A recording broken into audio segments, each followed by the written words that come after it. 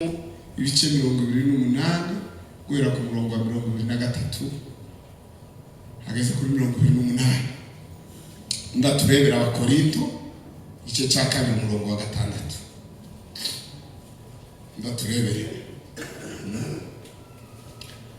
Ndaturebera Imigani 15 murongo wa 33.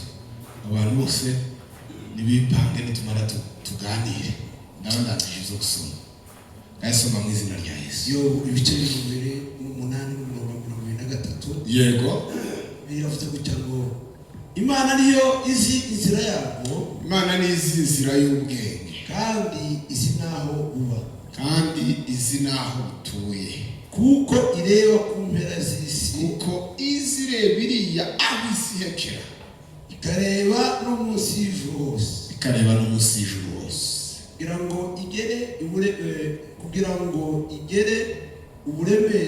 bw'umuyaga, kugira ngo igere uburemere bw'umuyaga, nukuri amazi iyageresha inshuro, nukuri amazi iyageresha agakoresho tamenye bisi inshuro. Igihe yahereye imvura itegeko, umunsi yatanze itegeko ry'imvura, n'umurabyo w'inkuba ikawuha inzira, n'umurabyo ikawubwira ngo uzoze ugende utya dore inzira yawe, nibwo yabonye ikabugaragaza, nibwo Imana yabonye ubwenge irangiza irabugaragaza, yarabukomeje ndetse irabukomeza ndetse iramurondora. Kurondora no ukumenya detaye. Baze ibwira umuntu iti irangize itisova umuntu iramubwira ngo umva muntu, dore kubaha Uwiteka nibwo bwenge, dore kubaha Uwiteka nibwo bwenge, kandi kuva muzahano kujijuka. Amen. Ngaho ndi nasome twumve. Navuga ngo kabiri gatandatu. Icyakora ubwenge tuvuga mu butunganiro bwose. Icyakora ubwenge tubuvuga ku batunganijwe rwose. Ariko ubwenge si ubw'iki gihe cyangwa abatware b'iki gihe bashira. Ariko ubwo bwenge tuvuga si ubw'iki gihe cyangwa ubw'abatware b'iki gihe bazabashiraho. Komeza twumve. Karimo aravuga ngo ahubwo tuvuga ubwenge bw'ubwiru bw'Imana, ariko ubwenge bwahishwe. Ahubwo iyo tuvuze ubwenge tuba tuvuze ibintu n'amabanga y'Imana n'ubwiru bw'Imana, ariko ubwenge bwahishwe. Imana yaringanije ibihe byose bitarabaho ngo buduheshe icyubahiro. Amen. Imana yamuringanije kera ibihe byose bitarabaho kugira ngo buduheshe icyubahiro. Katange verse 3. Sike sawa. Kadekera. Ngaje mu nsome Imigani turangiza. Imigani 15 murongo wa 33. Tumara turangiza.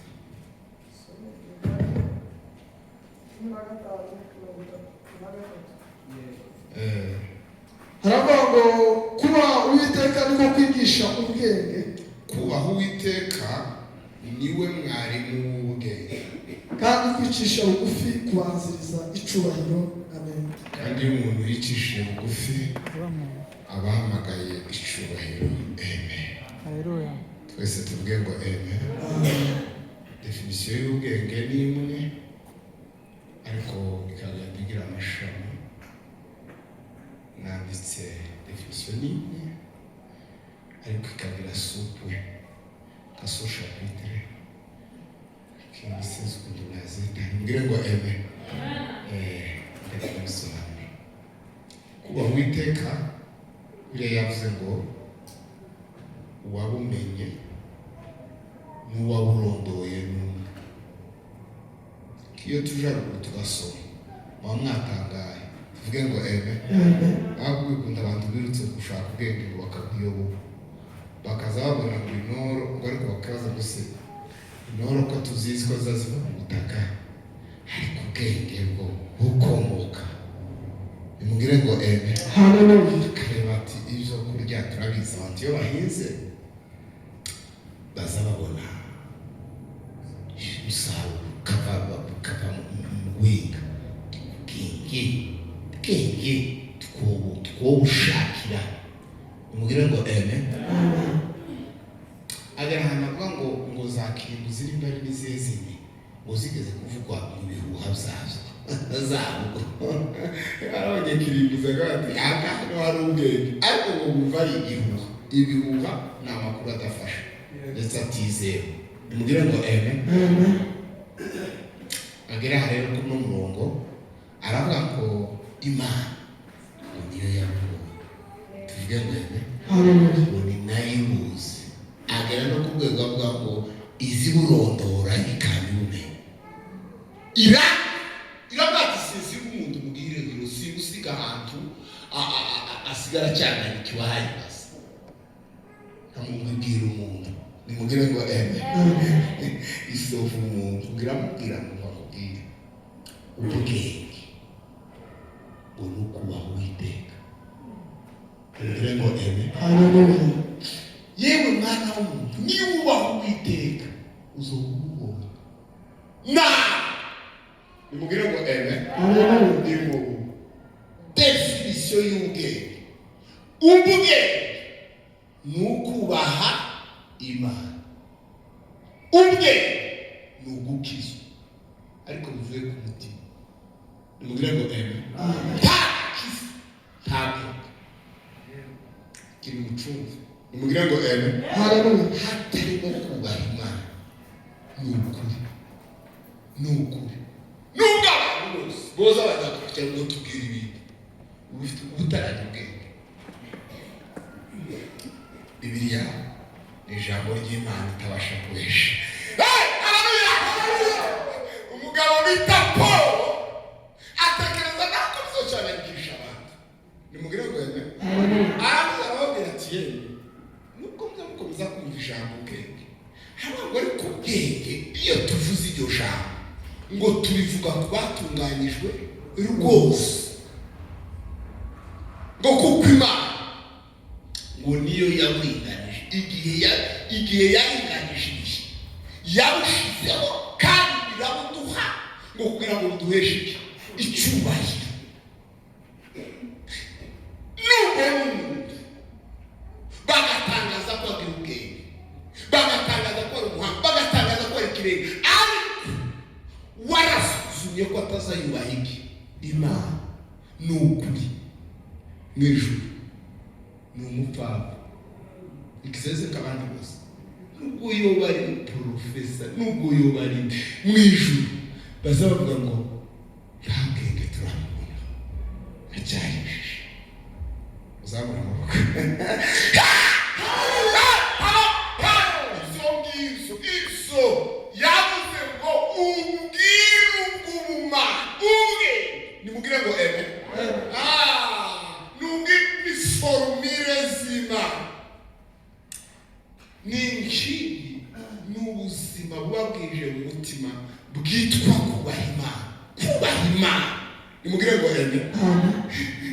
Kwamara niko hano mwanditsi wese ukuntu yavuze ngo kubaha Uwiteka ngo niko kwigisha ubwenge. Tegere nimugire ngo amen. Nukuvuga ngo profeseri w'ubwenge iyo ageze mu mutima uzawigisha abagore abakobwa abahungu abagabo ngo uzamara ukabahesha icyubahiro yitwa kubaha Imana. Iyo kubaha Imana kuje muri wowe gutangira kuguha ubwenge niwe mwarimu ko uzawigisha ubutaka mu ndimi y'abwenge. Hatarimo kubaha Imana ntawe zamuramo kutagera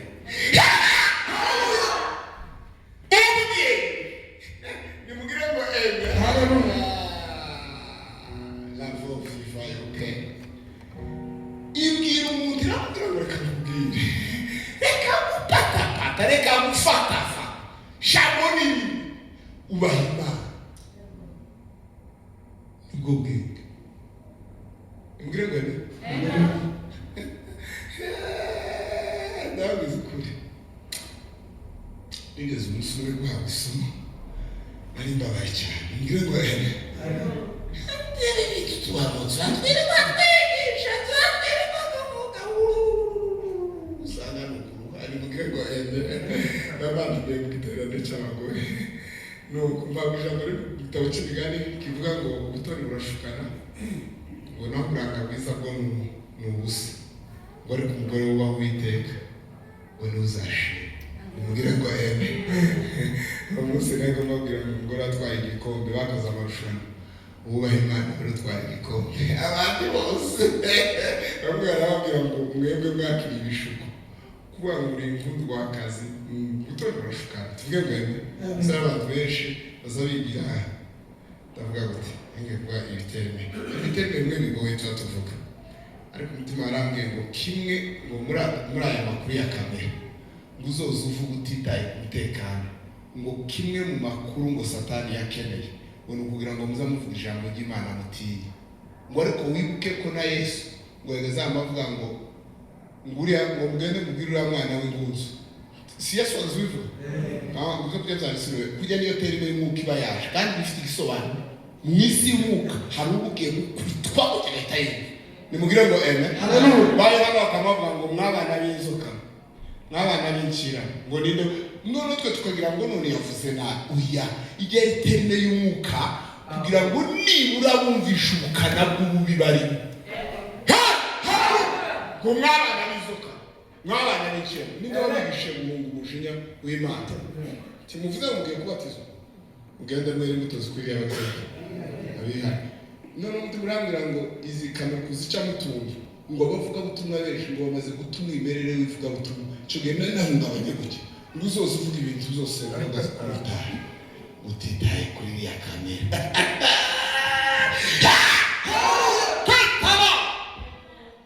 ngo kuko ndage uzahinduka ikitari ngo uzoga umubewe ngo kukuri ngo ntabwo biterwa nawe tuvuge ngo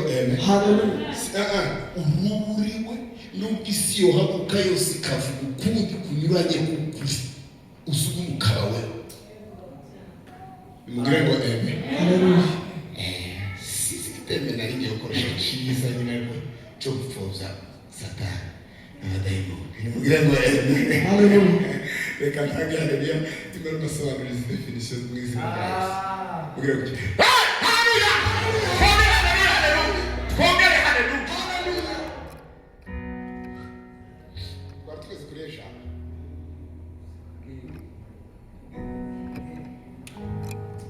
ubwenge nimubwire ngo tubuvuga kubagize batunganyijwe rwose mwamara ni abagore ni abagabo bacuzwe kandi bagacurwa no kubaha Imana bagatungana iyo tubabonye tuba tuvuga ngo tubonye umunyabwenge nimubwire ngo ntabwo yari afite ikibazo ariko akababwira ati ntabwo dushobora guheshwa kumenya n'Imana n'ubwenge bw'isi cyangwa ubwenge bw'abantu aragata ahubwo ndetse nuko mutabizi Imana ikirisha abantu bayizera urupfu bw'iki bw'ibibwirizwa tibihuye kweze ngo n'ubwenge bw'ubwiye ifite formule za izitanga nimubwire ngo uzamubwira ngo amago yasewe n'iki narigeze ku bagore nimubwire ngo nari mbabwire ko ubutoni bugira gute bushukana uburanga bwiza bwo barabusemburife bavuga ngo ndacuguze gute umwana wawe ngo nubusa ariko aravuga ngo umuntu umunya wawe igikombe intsinzi umugore uzashima ngo ni umugore ugira gute wubaha Uwiteka uziva urugo ntabwo rwubakwa n'amayeri ntabwo rwubakwa n'utwenge rwubakwa no kubaha Imana kubaha Imana gukura ibyaha mu rugo kandi abantu icyo bapfa n'ibyaha siko bitera kandi ubwenge Bibiliya yavuze ngo kubaha Uwiteka kuza kwigisha iki ubwenge tujya tugambo twose bazanye ngo babigisha mu maseminari tigo kubaka nimugire ngo ingo zo muri iki gihe 80% ziri mu gusenyuka yego cyangwa we mu bihugu no mu mahanga n'umwana kandi unyine twebwe twashatse tutazi sheri na shushu na hani na hamwe unashitse wakazayita umugabo bebe bitandaka ngira ngo bebe ati je bene amazina ahageze ibi bifuyemo ubu n'ubusazi ni satani uba ushaka gusaba abantu nimugire ngo bebe ariko cyo nariye kubabwira satani tasana niko kurega kurayo mazina yose nona marazibomo uzibanga zirimo twenge ntabwo ziri mu bwenge nimugire ngo bebe kubugenge nukubahi Imana kubaha Imana kuza kukwigisha ukora ukakwigisha ureka ukakubwira ngo tuvugira ijambo niye uvugirira iki mwabaga kubaha Imana twavuze ngo niwe mwarimu wigisha iki ubwenge ntabwo wigisha kandi aranda y'indasubikana Imana we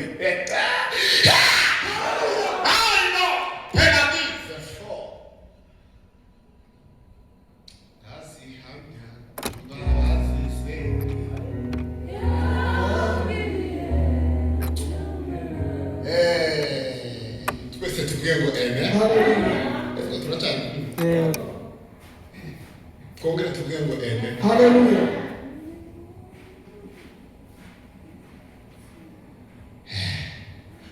Rero iyo definition ibindi bazobazanira ibindi bazozababwira ibindi by'abantu kandi abantu tubwenge nimugire ngo ariko bisitari ubwo mubwo tugiye kwigisha kandi tuzavuga nimugire ngo barafite gucika abantu bakababwira gutya abantu baro bagahinduka kabugugu yakamita amatanga kandi ariko nimugire ngo ariko wakundwa bene data hekima ni kitu kimoja kumheshimu Mungu.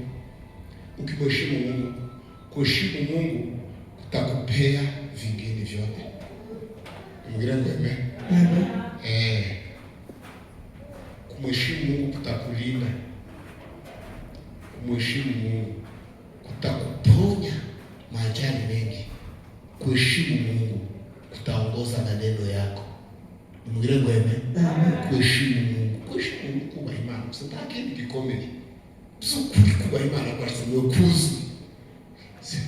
Niwe nyina wo kubabarira, niwe nyina wo kwihangana, niwe nyina. Naho ngo definition y'ako kurane cyangwa atanu. Ariko akomoka muri iki. Nimugire ngo ni ukuvuga ritaraha. Ibi bintu ngiye gusobanura tubizoha. Byumvikana? Ni ukuvuga ngo le père. Ni ukuvuga ngo mama wa yote n'uyu tumaze kuvuga. Ni ukubaha Imana. Nyuma yaho habe no kujya batubwiye ko ubwenge bagusaba Imana. Ndagira ngo hasabukishije. Siko meze. Usaba ubaha Imana. Kujya nyine kera. Abari muri processes abandi gushaka gufata. Ko arabubizi bwa kuba witeka ari ubusingi. Nimugire ngo hano watubwiye ko ari umwarimu. Hari yatubwiye ko ari bwo bwenge. Ariko byose ntibiza bivuga ikindi biza bivuga gusa ko bitanga ubwenge. Nimugire ngo mwarimu w'ubwenge n'urufatiro rw'ubwenge nibwo bwenge. None umwansoza buri wese ngo n'ubwenge nyakuri. Ijana na cumi na rimwe ku murongo wa cumi hazavuga ngo kuba witeka ngo ni ishingiro ry'ubwenge ngo kandi abaza bakora ibyo ngo bafite ubwenge nyakuri. Hari ubwenge nyakuri hakaba n'ubundi butari nyakuri. Nzabatandukanyiriza amenge. Nimugire ngo utuye abanyarwanda bazavuga ubwenge akavuga matirimbukanya twenge iki tuzavuga batuvuga waguriya muri nyege bakubwira matirimbukanya donc byose biba muri kategori y'ubwenge. Hano muri biyaza basomerayo ayo birivuga n'ay'abanyamurenge n'andayazi nta kibazo. Nimugire ngo ariko kuba witeka nicyo ubwenge nzatinda kuri characteristic imwe yabo sinyivuga none itangira ivuga gusa ngo icyambere ngo muraboneye ako kamaze kanyi cyane mugire ngo eme uzi kintu kiboneye ni mugire ngo eme ecyawe nta muntu uzugeraho ngo agire za point d'interrogation oya wabumva rano bose kamacuka gabwira nta bujyanye ubamo ni mugire ngo eme bugize gute kugira ngo ejo ngo muraboneye batunganye kubera ikintu kiri safi ni mugire ngo eme kugira umuntu iyo afite ubwenge si ikintu ukwirirwa wiga utucika ntabwo kirusha ubwonko bwawe kuko kiraboneye kizima nta tundi ntabwo yaravuge ibindi bitatu nyangize sabura bwoko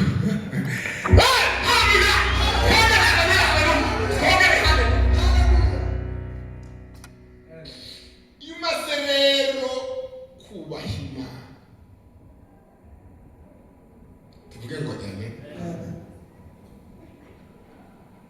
biguha ubwenge bitabuza ukahita bugaragara mu bintu bibiri sivuga nimugire ngo haleluya ngo uzabugaragarira mu z'umuntu akora uko umuntu akora hari ahantu bizivuga ngo umuntu nubwo yoba ari umwana tuvuge ngo eme warakubwenge ngo uzabugaragazwa n'icyanyabwo ngo ni icyakora wa ubwenge buhita buva mu kubaha Imana bugahita buza mu ngiro kinjira mu bikorwa umuntu yaza akora ikintu abantu bose abagwa ariko Mana ngo Imana izahindura kumugisha ariko Mana ariko nyanaka haleluya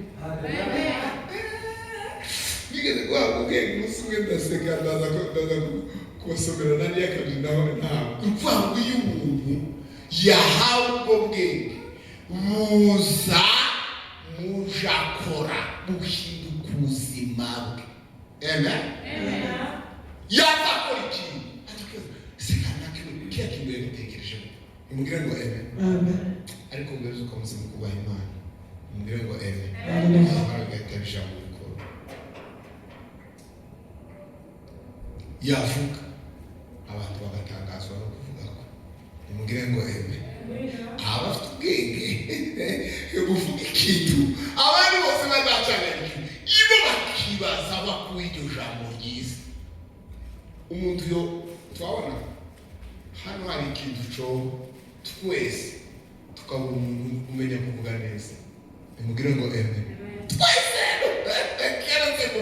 turi mu watunganyijwe rwose turi mu watunganyijwe abakunda w'ikijambo abafite Yesu mutoya nibari mukeya nibari muto bakama basubira inyuma bakibaza muzika ntakiwe iki ahawe tegereza umuntu akamaza akamhagarara nkariya akamafata n'umusenyi twese akamudukora twese tuvuge ngo amaze abasore hano kwiruka bamubara kumufata bakamufata aho mukubita kugira umunyabwenge umwe gusa tuvuge ngo eme niwe uwo bataye tukora atarangagaga timaze mureke tuvuge ngo eme tumubabare akatulazidagwe nagawe yarasaze iwisomba basagize gute azikuye n'ibintu n'ibitadukoreye amaze gutunga nimubwire ngo eme mwandika mu bwenge bizavuga bizakora ikintu cya gatatu twese tumubwire ngo haleluya twese twongere amen ikintu cya gatatu iyo umuntu afite ubwo bwenge bwavuye ku Mana bumuhesha imbaraga zo gukemura amakimbirane amen azakemura ikibazo abantu bose babireba bagatangara cyose ariko uyu muntu ndabahugera twese tugire ngo amen umunsi Salomo ahabwa ubwenge Salomo ahabwa ubwenge yasanze abagabo batagangaye bashishe batagangaye ibintu byaranye bamubwira ati mwana n'abantu babaye urubanza ruradutagangaye turananye twabuze uko tubwira amen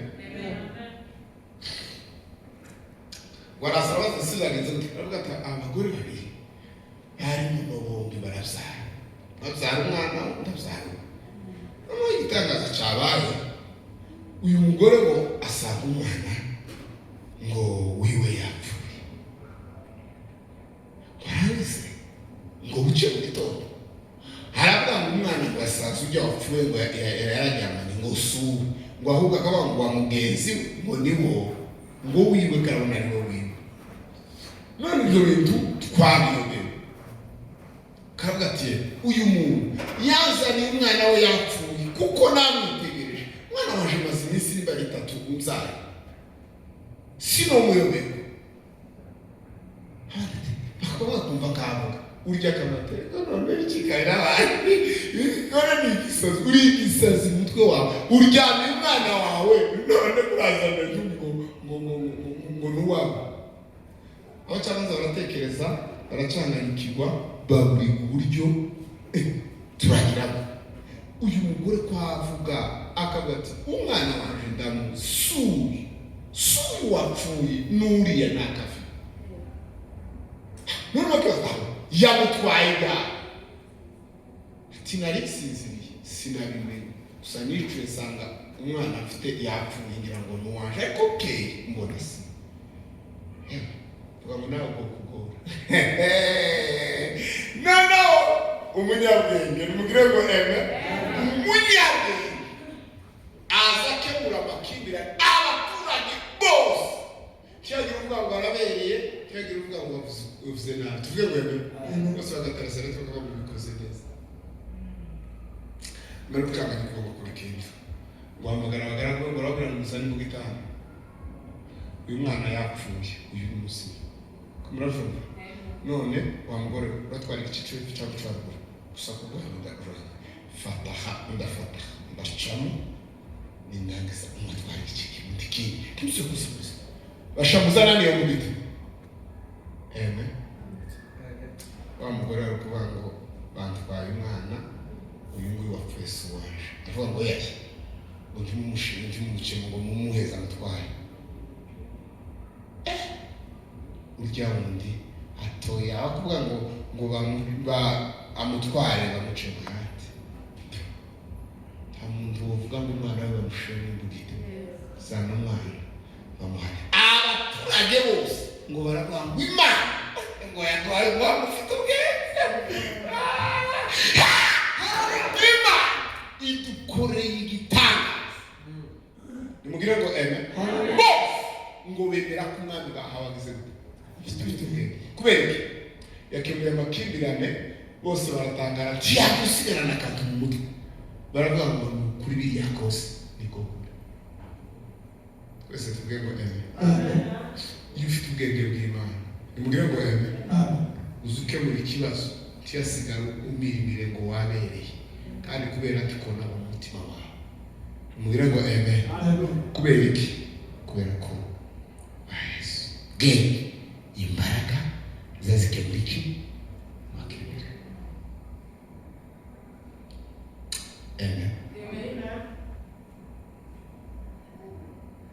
Kavuga definition ubwenge umuntu ukora ikintu abantu bose bagahamya ko yabikoze neza. Umugire ngo nigeze kimwe guhabwa akantu karansetsa karagaforomere gatoya karambura mu bwenge umuntu ukora ikintu neza hanza mu rugero rw'abakobwa cyangwa abagore babiri. Yego ntibabona mwicaye ngo hari umukungu ngo umwe afite ubwenge undi atabufite ngo bose akabona hari ubucafu ngo umwe usimbuka hariya ngo agatora umukubuzo ukanga siko agiye gukemura ikibazo. Yego wamara akagira ngo ngo mwese mukamubwira ngo mwese bamwe bagafatana n'abandi bagafata amakoti bagashira abandi bagasohoka kandi yaragiye gukemura ikibazo. Wariko nyine cyageza amarifa menshi. Nimugire ngo ngundi nawe akaza ngo nawe niyakadini nari nshaka kubagura gukemura ikibazo neza gukora ibintu neza. Tuvuge ngo yashika akamenya ko hari umukungu kandi akamenya ko nakuta umukubuzo umukungu utumuka ngo agasubirayo bukeya ukabona azanye ibase y'amazi ngo yamara ngo akaza yadaha bukeya sinzi ko utazacisha mu hagati y'induke. Nimugire ngo bakazadaha akaminjagira ngo yarangiza ngo akitse umweyo buke ngo kujya bamusha ubwenge ngo abantu bose bakicara hajya gakubura akamara wakatunganya ngo nta n'umwe bitsemuye ntabamusha ubwenge aramusha ubwenge kandi nagafumbira kakibintu bisanzwe ntabwo ari z'umwuka mvuze nimubwire ngo amen. Ni ukuvuga ngo rero iyo umuntu ahawe ubwenge mu mwuka ahabwa gukemura ibibazo neza abantu tubasigare bagira ingingimira ngo yabereye ngo yagize gutya birashira definition yayo amen. Zo tutako yego abatindiye cyane arangije amadefinition. Ubwenge ni umuyobozi mukuru manager. Ubwenge ni iki? Ni manager umuyobozi w'umuntu. Haleluya. Nibajije impamvu Bibiliya ivuga mu mpano z'umwuka, impano ya mbere ikayigira ubwenge. Intuka maziki kuko impano yanditse impano z'umwuka arangiza ya mbere ikayigira ubwenge. Ako kantuza ntukamenya ngo nuko ngo ari umuyobozi. Ni ukuvuga ngo tuzamura amaboko tutarakenera umuhanuzi, tutarakenera umuntu ufite ubumenyi, tuvuge ngo ene tutarakenera umuntu ukora ibitangaza, tutarakenera umuntu ufite kwizera gukomeye, tutarakenera uvuga ku ndimi, tutarakenera icyambere dukeneye tubaje gukenera umunyabwenge. Nimugire ngo ene nawe ngo iyo unahawe ngo imbaraga y'ubwenge, nimugire ngo ene ni ukuvuga ngo ababaye umuyobozi w'abandi ndetse ababaye umuyobozi w'umurimo ndetse ayobora n'ibikorera mu bandi. Muzi ikibazo tugira abayumva kera baturutse ariko nta mwanya bafitiye. Nimugire ngo ene ubishe kariyeri z'impano, nimugire ngo ene ni ukuvuga ngo abandi uko bakoraga, nimugire ngo ene uwabaga afite impano y'ubwenge yayoboraga izindi kandi akaziyobora atarize.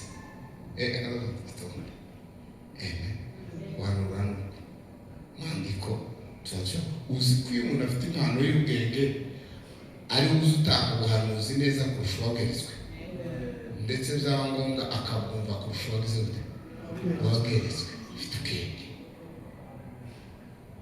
Kazavuga ngo ya hari tuvuge ikibazo gihari, nimugire ngo ene mu isi dukenya abantu b'abanyabwenge kandi tubabakenya.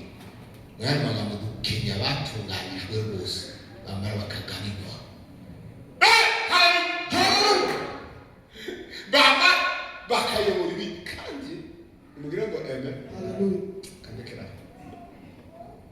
ngira mwenzi wangu ni manager ubwenge ni manager kiongozi. Haleluya. Ubwenge ni umuyobozi mukuru, niwe manager kandi niwe mwari. Haleluya. Soza tukasha gusenga kiriniki ibiki bikunanije, ibiki bikugoye, ibiki bikuruhije, anza guha Uwiteka. Amen. Uwahiki ubaha Imana. Arimuzi ko kunanirwa kubaha Imana hari igikuta ni igisika cabujije ibintu byabo kuza, nicyo cyanabujije kugira ngo uri kubera ko izindi ziruca mu zizoshika. Amen. Inzira n'imwe n'inyabagendwa kuba Uwiteka, kandi kuba Uwiteka hari n'ibindi byose. Hari umwanditsi gusa wanditse ikintu gikomeye, nimugire ngo amen. Arandika aravuga ngo ubwenge ngo ni ingenzi kurusha ibindi bintu byose. Sikaze mutabivuga ngo ubwenge ngo ni bwo ngenzi kuruta ibindi. Muzi icyo yaravuze? Yaravuze ngo uyu muntu yubaha Uwiteka mu buzima bwe abafite icy'ingenzi kurusha ibindi.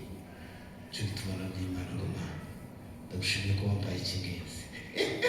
None sinigisigaje rero birazimana nabaza ko sinigisigaje ukuri igishigaje nimugire ngo ukuri ikibuzi n'ikibuzi wewe wandemye ukandema gutya ntawe mugafite ugasura ukongera ukampa Yesu kampa gakiza. uwo munsi nari ndasenga ngo kakaribuse izakabigore ko kakumva ko kanuse ngo bituma Yesu ambamo neza ngo Yesu ahimba ako kantu n'ibitoza gatanye gusa zarumva ngo bituma Yesu agira gute mbambamo neza. Rero mbwira ngo Yesu uzumbamo neza ataruso wakureho ibitari byawe kureho umbemo neza. Nziko ari bwoke nziko ari yo mbaraga nziko ari ubutunzi nziko ari yo mawo hewe ubwe mwenge niyo mahoro yiwawe nimugire ngo amen. Ninawunezero wawe nuko batazumva nimugire ngo amen. Ari kuzumvisha ubwenge bwo kuba Imana niho wotorera wewe nyirizina ukamufungura umara kumufungura akabaho neza abamusha shaka Imana ritugaze amen. Kandi amuyasatu turaza dusenge. Hari abantu bamva bifusha ubwenge bw'Imana tunganijwe rwose bamuke tuze gusenga zamura amaboko tutangira